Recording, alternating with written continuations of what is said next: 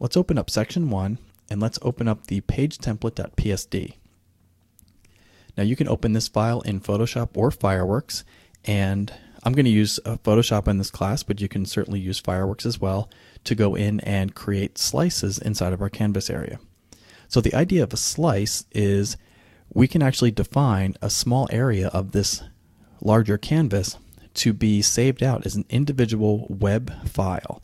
So we're starting with a Photoshop file, but we can save out GIF files, PNGs, and JPEGs, and we can save out parts of this larger file into these smaller files we can use to then build our project later. So let's zoom up to 100%. Now in Photoshop, under the cropping tool in CS4 or in CS3, it's its own tool on the tool palette. Under the crop tool in CS4, let's come down and choose the slice tool. And I'm simply going to just click and drag.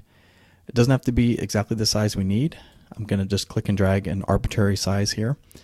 And once I let go, I can see this orange box showing here with this little blue thing in the corner showing me a number 1. This is the first slice of our document. And if I move my cursor inside of the slicing area, I can see it turns into the slice selection tool. I'm going to double click it and bring up the slice options. So this allows me to name my slice and define its XY beginning point and its height and width. So we're going to call this page top.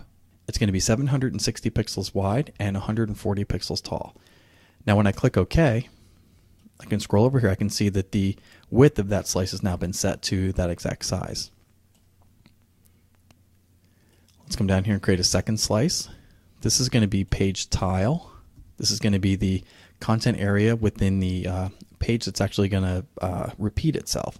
So as our different web pages are taller and shorter depending on the amount of content in them, this area that we're going to assign into part of our layout in CSS is actually going to repeat this graphic. So I want to make sure that it's the same at the top and the bottom, and it can just repeat any number of times vertically.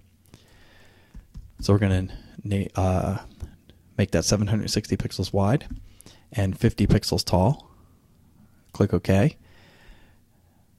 Let's create one more. This is going to be page bottom.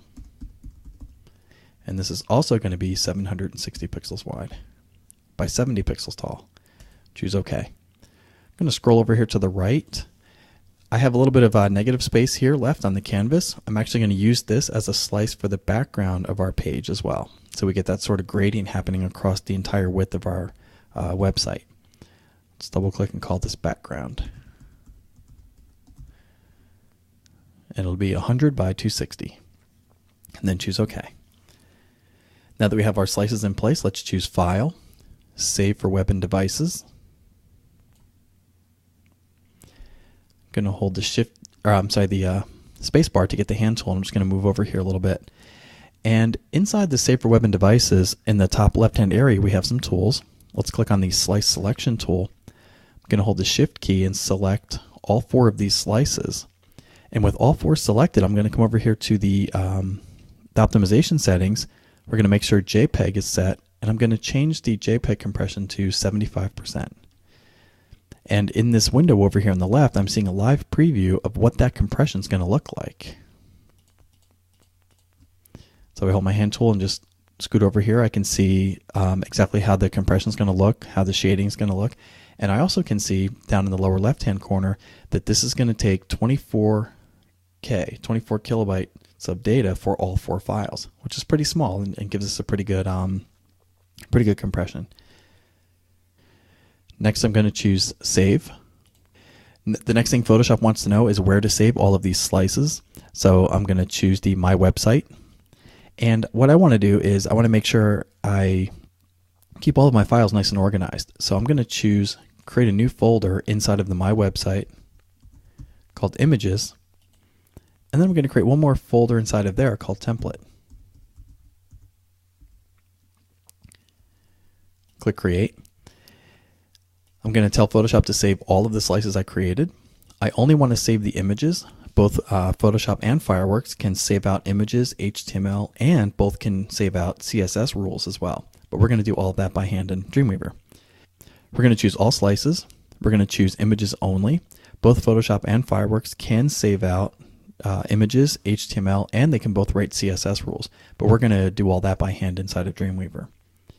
Under Settings, if we come down to Other, this is where Photoshop will give us a chance to choose how the files are named when we save them out.